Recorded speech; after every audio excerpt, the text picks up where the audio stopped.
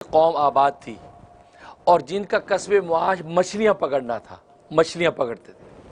اور مچھلیاں پکڑتے تھے، تجارت کرتے تھے اور ملکوں میں مچھلیاں بیچتے تھے اور ان کا صبح شام کا کھاجہ بھی مچھلیاں تھیں۔ تو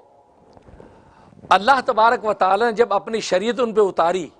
تو ان کو یہ حکم دے دیا کہ ہفتے والے دن، سیٹرڈے، ہفتے والے دن یہ اللہ کی عبادت کا دن ہے، ہفتے والے دن دنیا کو کام نہیں کرنا، تم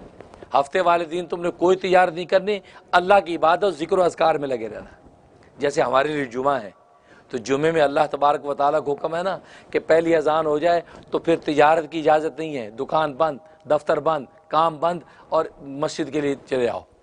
پہلی اذان کے بعد جیسے ہمارے یہاں تجارت حرام، دنیا کو کام دھندہ حرام۔ ہاں، جمعے کی تیاری کے لیے جو ضرورت ہے وہ آپ کر سکتے ہیں، آپ وضو کر رہے ہیں، غسل کر رہے ہیں، کپڑے استری کر رہے ہیں، یا امام خطیب اپنا مطالعہ کر رہا ہے، خطبہ یاد کر رہا ہے، تو وہ امور جو جمعے کے اندر معاون ہیں پہلی اذان کے بعد ان کے کرنے کی اجازت ہے۔ اس کے علاوہ اگر پہلی اذان ہو گئی اب اس وقت بھی آپ دکان کھول کے بیٹھے ہیں تو وہ خرید و فروخت حرام ہو جاتی ہے۔ اگر یہاں تک لکھا ہے مسئلہ، اگر اس وقت میں کسی نے نکاح پڑھا تو نکاح منعقد ہی نہیں ہوگا،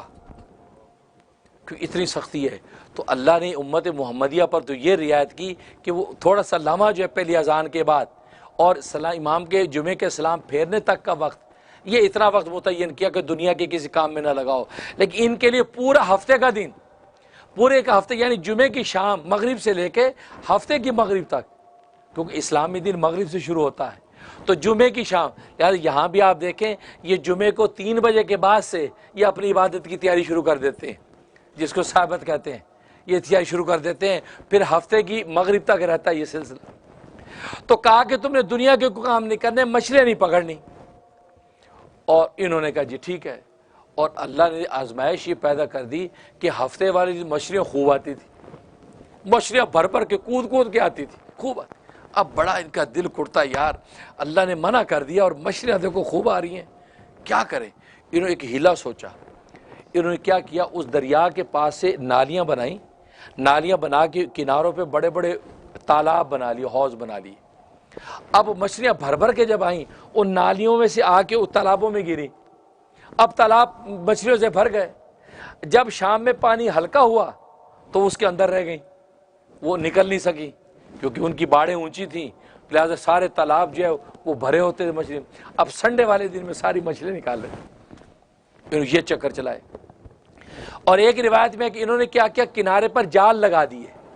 کنارے پر جال لگا دیے۔ اب جیسے مچھلیاں بھر بھر کے آئیں تو ہفتے والے دن جالوں کے اندر پھنس گئیں، جب جال میں پھنس گئیں اس کے پانی کا ریلا جب واپس گیا سنڈے کو تو وہ جال کے اندر پھنسی رہ گئیں، پانی چلا گیا اور انہوں نے سنڈے کو جال نکال کے مچھلیاں پکڑ لی۔ اور بعض کیا کرتے تھے، مچھلیاں جو ہے ان مچھلیوں کی دموں کے ساتھ، جو بھر بھر کے مچھلیاں آتی تھی ان کی دموں کے ساتھ ایک رسی باندھ دیتے تھے، جیسے کنڈی ہوتی، کنڈی مچھلیاں کبھی آپ نے پکڑی ہے، کنڈی ہوتی پھنس جاتی ہے، ایسی کنڈیاں سی ان کی دموں کے اندر باندھ دیتے تھے۔ یہ سیٹرڈے والے دن میں جب مچھلیاں خوب آئی اور چھوڑ دیتے تھے اور رسی پیچھے پکڑے رکھتے، کسی کیلی سے باندھ دیتے۔ اب مچھلیاں آئیں، اس کے بعد جب مچھلیاں گئیں تو لمبی رسی ہوتی تھی، مچھلیاں چلی جاتی تھی۔ اب سنڈے والے دن ساری کھینچ لیتے، جیسے آج بھی ہلا کرتے ہیں، کہتے ہیں مشین ہم نے استعمال نہیں کرنی، لفٹ ہم نے استعمال نہیں کرنی، آپ کا انتظار کرتے ہیں، جی آپ ذرا بٹن دباتے کہ چلے میں بھی بیچ میں کھڑا ہو جاؤں گا۔ یہ تو ہلا ہوا نا،